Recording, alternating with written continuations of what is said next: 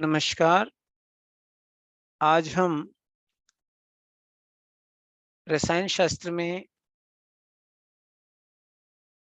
तत्व की पहचान किस प्रकार की जाती है, उसके अंतर्गत नाइट्रोजन की पहचान किस प्रकार की जाती है, इस पर वीडियो प्रस्तुत कर रहे हैं।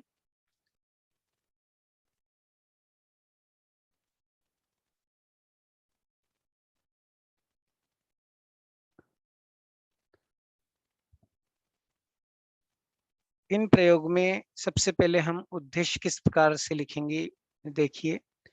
कार्बनिक यौगिक में नाइट्रोजन की पहचान कीजिए।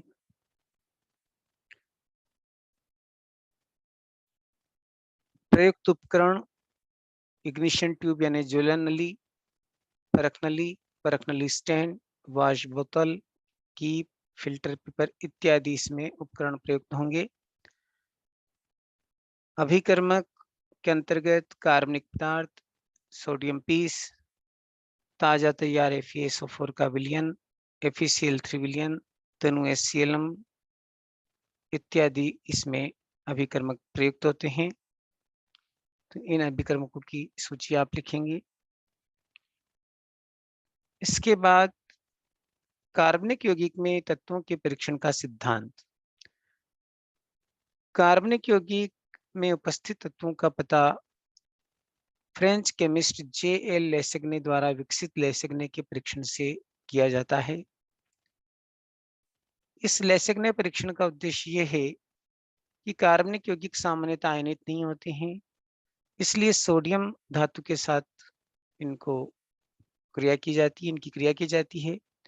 जब कार्बनिक यौगिक सोडियम धातु के साथ संलयित होते हैं तो संलयन के बाद कार्बनिक यौगिकों के सोडियम लवण बनते हैं। ये पानी में घुलनशील होते हैं और आयनित हो जाते हैं। आयनों से हम यौगिक में उपस्थित तत्व का आसानी से पता लगा सकते हैं। तो सबसे बड़ा सिद्धांत ये है कि कार्बनिक यौगिक को पहले सोडियम धातु के साथ संलयित करते हैं और फिर उस यौगिक में हम तत्वों का पता लगाते हैं।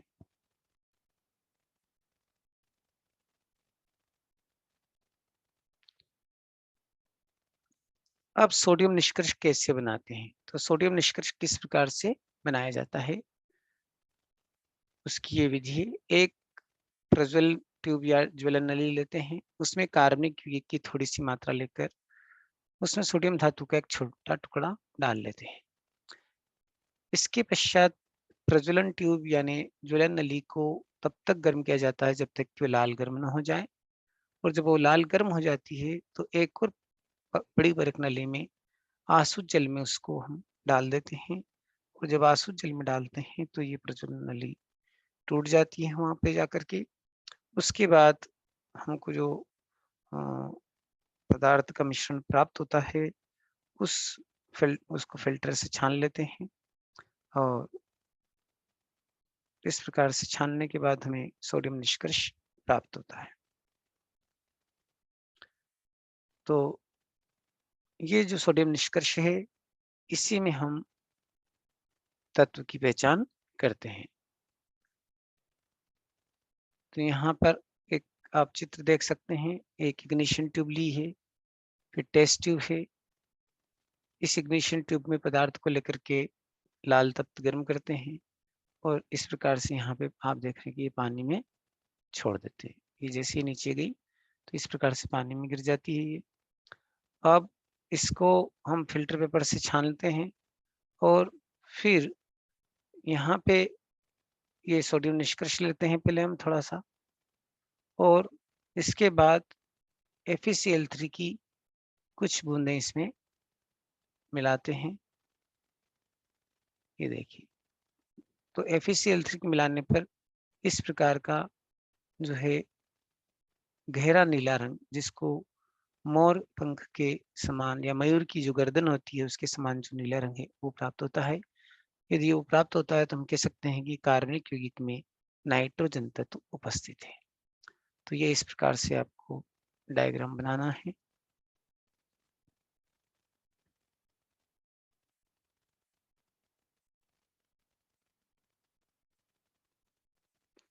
अब हम प्रेक्षण सारणी बनाएँगे।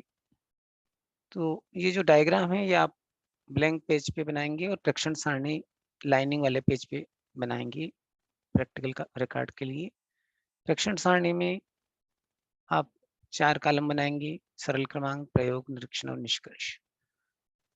तो सबसे पहले हम क्या करेंगे, एक परख नली में सोडियम अर्क या सोडियम निष्कर्ष की थोड़ी-सी मात्रा लेंगे।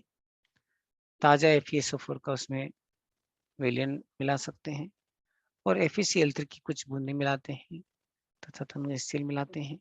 यदि गहरा नीला रंग प्राप्त होता है, तो हम कह सकते हैं कि कार्बनिक यौगिक में नाइट्रोजन उपस्थित है। तो इस प्रकार से आपको प्रेक्षण सारणी को तैयार करना है।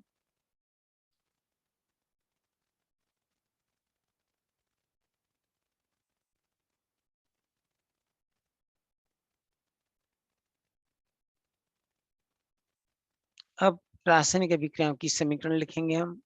ये आप ब्लैंक पेज पर लिखेंगे तो ज़्यादा अच्छा रहेगा। सबसे पहले जो अभिक्रिया होगी वो देखिए, ये कार्बनिक यौगिक है जिसमें नाइट्रोजन भी उपस्थित है। तो कार्बन और नाइट्रोजन सोडियम के साथ क्रिया करके सोडियम साइनाइड बनाते हैं। यही सोडियम निष्कर्ष है। अब इसमें फेरस सल्फेट का ताज़ा विलयन मिलाते हैं। तो ये देखिए यहाँ पर सोडियम फेरोसाइनाइड बनता है।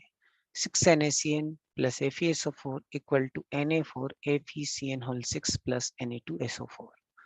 अब ये जो सोडियम फेरोसाइनाइड बना है, इसमें FeCl3 की कुछ बूंदें मिलाने पर फेरिफेरोसाइनाइड बनता है और उसको हम प्रेशियन ब्लू भी कहते हैं। तो 3Na4FeCN whole 6 plus 4FeCl3 equal to Fe4FeCN whole 6 whole thrice plus 12 NaCl।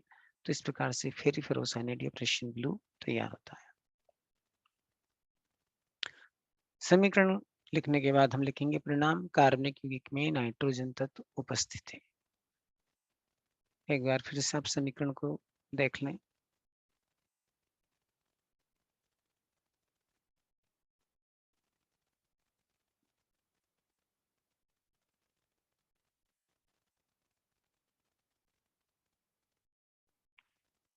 जब आप परिणाम लिख लें तो अगला पॉइंट होगा सावधानियां लिखना। तो सबसे पहले फ्यूजन यानी संलयन के लिए सोडियम का छोटा ही टुकड़ा आपको लेना है कार्बनिक यौगिक के साथ में। इग्निशन ट्यूब या ज्वलन नली को लाल तप अवस्था तक गर्म करना चाहिए। यदि हम कम गर्म करेंगे तो फिर वो हो सकता है कि जब आप उसको बड़ी परख नली में गिराएं तो वो अंदर जा करके न टूटे। इग्निशन टेस्ट ट्यूब या ज्वलन नली को सावधानी से गर्म करना है। सोडियम निष्कर्ष को प्रयोग करने से पहले, इस्तेमाल करने से पहले उबालना है। तत्व का परीक्षण करने के लिए सोडियम निष्कर्ष की अल्प मात्रा ही लेना चाहिए और कम मात्रा में हम परीक्षण को कर सकते हैं। धन्यवाद। तो ये था कार्बनिक यौगिक में नाइट्रोजन की पहचान किस प्रकार से की जाती है।